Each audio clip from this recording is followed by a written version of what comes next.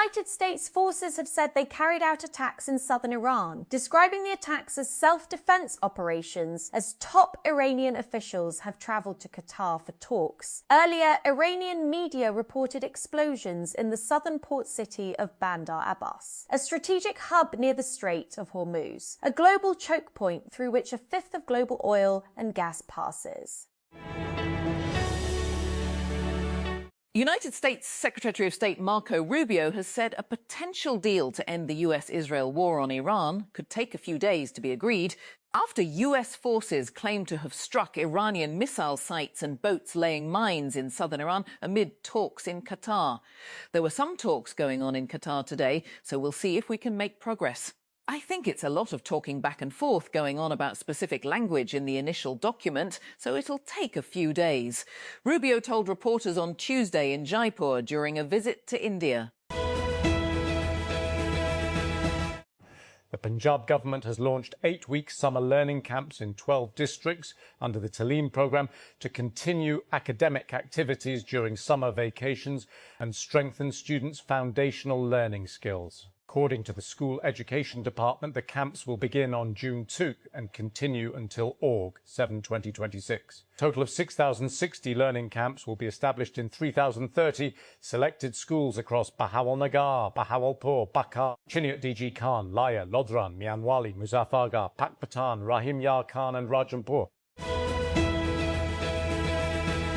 Pakistan's retail sector has witnessed a sharp decline in Eid-ul-Azha shopping this year as sales have crashed by 60% compared to last year due to inflation, rising fuel prices and high taxes. Eid-ul-Azha usually generates massive spending on sacrificial animals, clothing, footwear, electronics, gifts and food items.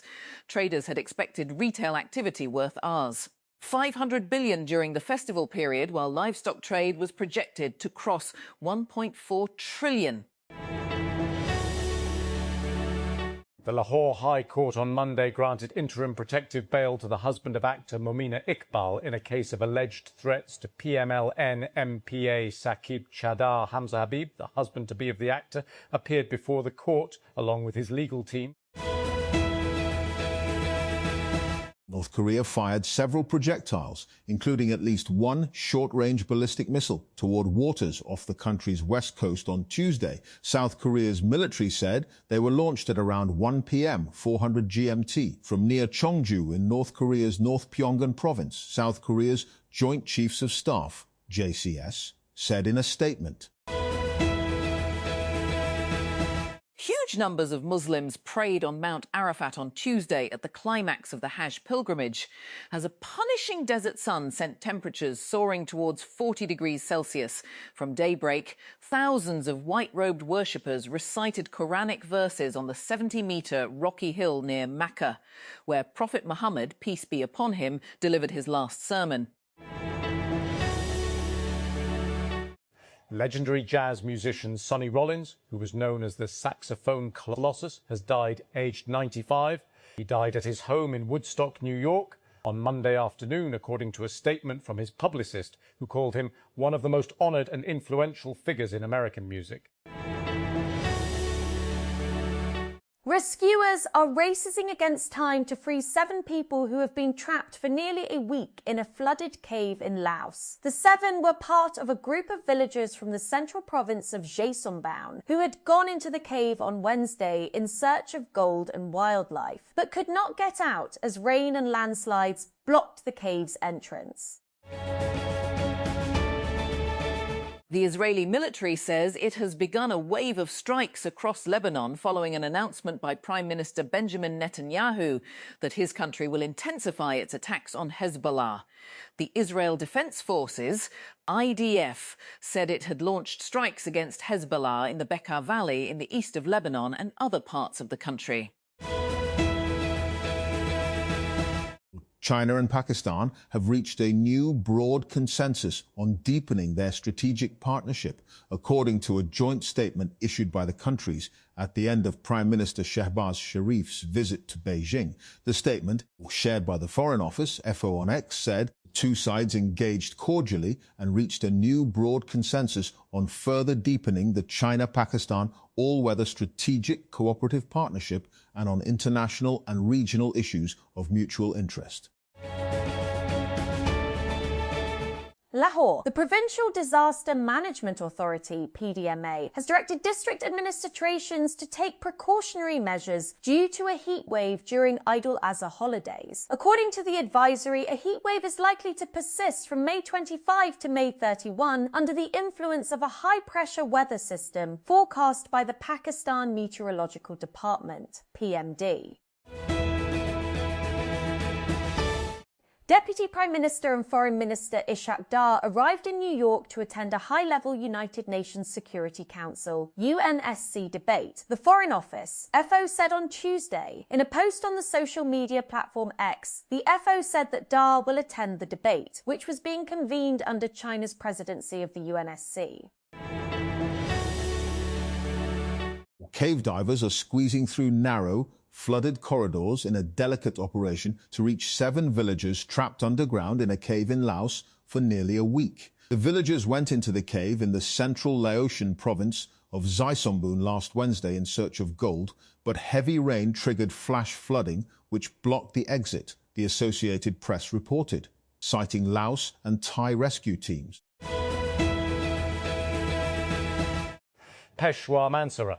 The Khyber Pakhtunkhwa police have chalked out a comprehensive security plan for Eid al-Adha, with over 50,000 personnel to be deployed for security across the province, keeping in view the worsening law and order situation in the region.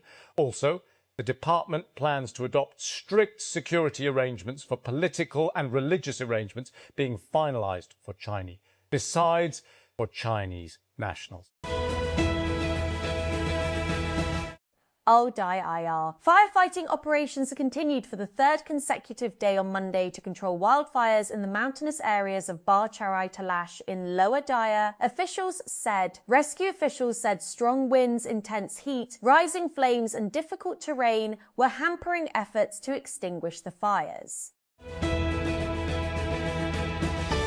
Prime Minister Shehbaz Sharif on Tuesday hailed the finest hour of the friendship between Pakistan and China. He made the remarks while addressing a ceremony in Beijing marking the 75th anniversary of the establishment of diplomatic ties between the two countries.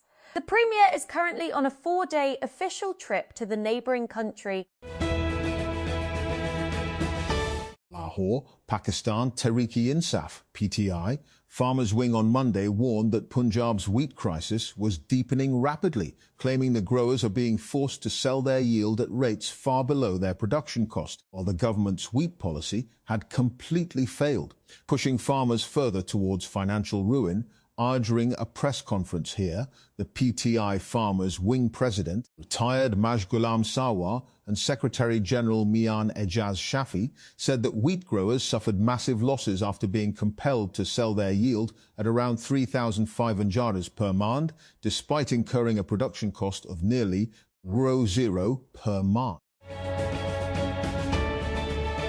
Lahore, the Punjab government has launched 8-week summer learning camps under the Talim program in 12 districts of the province, starting from June 2, to provide continued academic support to students during the summer vacations. According to a notification issued by the School Education Department, a total of 6,060 learning camps will be established across 3 or 30 select schools in the districts of Bahawalnagar, Bahawalpur, Bakar, Chiniot, DG Khan, Laya, Lodran, Mianwali, Muzaffargarh, Pakpatan, Rahim Yar Khan and Rajanpur. Lahore. The Punjab government has deferred its decision to restore original historical names of roads and streets in Lahore, apparently under pressure of some extremist elements. The Lahore Heritage Areas Revival, LHR, held a huddle last March jointly presided over by PMLN President Nawaz Sharif and his daughter Chief Minister Mariam Nawaz. The meeting had approved restoration of original historical names of roads and streets in Lahore and its neighbourhood. Nawaz Sharif is the head of the LAHR. Abuja, Nigeria. Seated on a plastic chair inside his modest madrasa in Abuja, Yunus Akanji listened as children recited verses from the Holy Quran in soft rhythmic tones. Some sat on mats, others on long wooden benches. The Islamic teacher occasionally corrected a pronunciation or repeated a line, but his attention drifted. Where an entire genre of absurdist literature exists, wrapped in poetry and nursery rhymes, which has regaled the world for centuries. Occasionally, the humour and satire they spawn assume the form of an inscrutable poker-faced dilettante relishing a faux involvement in the morose world of politics.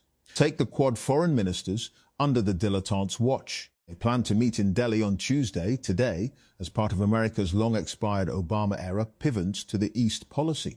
The idea was to somehow trap China, preferably in the Strait of Malacca, to impair its stride as an economic power and as an equal challenger to the US. Penny Wong, Toshimitsu Motegi and Marco Rubio are to confabulate in Delhi as guests of Subramaniam Jaishankar, ostensibly to keep the Indo-Pacific sea lanes free. Free from whom? Free from themselves. It turns out the inscrutable dilettante would studiously refuse to call out the flawed meat. He might prefer instead to layer the humour with irony. The silent observer is only too aware that Quad discussants have displayed a marked failure individually and collectively to prise open the Strait of Hormuz in all of 86 days so far. Ergo, they have struggled against an unseeded Iran, which has stood up like Horatius to thwart an invader at the bridge. The hybrid setup may be evasive, but pro-regime gurus say a constitutional amendment is on the cards. Before the last two controversial amendments were passed, they had given out similar information. So we must review the dubious ideas presented as panaceas, because this setup has again preferred covert feelers over open debate and may pass the amendment in a non-transparent way, as it has done earlier. Most of our past 27 amendments benefited elites and were enacted under similar setups. One idea is to raise the voting age to 25. Nearly all states worldwide set it at 18 or lower. Science shows cognitive ability reaches adult levels by 16, 18 years. The few exceptions are mostly autocracies. Some say this idea is actually aimed at barring the many young PTI voters. Oddly, our rulers don't fret much about underage marriages and labour. Karachi. The Sindh High Court, PAC-C, on Monday acquitted former National Bank of Pakistan MBP President Syed Ahmed Iqbal Ashraf in the $54 billion Haskell loan scam case, observing that nearly all other accused persons had been exoneratory witness. A two-judge bench, headed by Justice Omar Sial, observed several senior MBP officials originally booked on identical allegations had been converted from accused persons into witnesses. The US military says it has launched new strikes on southern Iran, targeting Iranian missile sites and boats attempting to place mines. US Central Command said in a statement the strikes were taken in self-defense and were designed to protect our troops from threats posed by Iranian forces. Canadian Prime Minister Mark Carney has expressed indignation at the Israeli government's appalling treatment of participants in a humanitarian aid flotilla bound for Gaza. But in a news release on Monday, he declined to announce any new forms of pressure on Israel's government. The United States has launched strikes on targets in southern Iran, the US military has said, as Tehran's top negotiators gather in Qatar for talks aimed at reaching a peace deal with Washington. US Central Command, CENTCOM, said it carried out the self-defense strikes to protect US troops from threats posed by Iranian forces. The administration of US President Donald Trump has renewed its push to lift a court ruling barring progress on a new White House ballroom, once again citing gun violence as a reason for pursuing the construction. In a court filing submitted on Sunday, Acting Attorney General Todd Blanche argued it was urgent that the ballroom be completed. Since reports of a possible deal with Iran started to emerge, pro-Israel advocates in the United States have been warning President Donald Trump against signing the agreement. Hawkish figures, including some prominent senators, have voiced opposition to any deal that fails to remove or at least severely weaken Iran's political leadership and destroy its military powers. Former chief executive of the ruling Scottish National Party, SNP, and ex-husband of former First Minister Nicola Sturgeon, has pleaded guilty to embezzling more than 400,000 British pounds, 500 Woes Zero from the party's funds. 61-year-old Peter Morrell admitted the offences at the High Court in Edinburgh on Monday, following a years-long investigation into the SNP's finances and the alleged diversion of donations intended to support the Scottish independence campaign.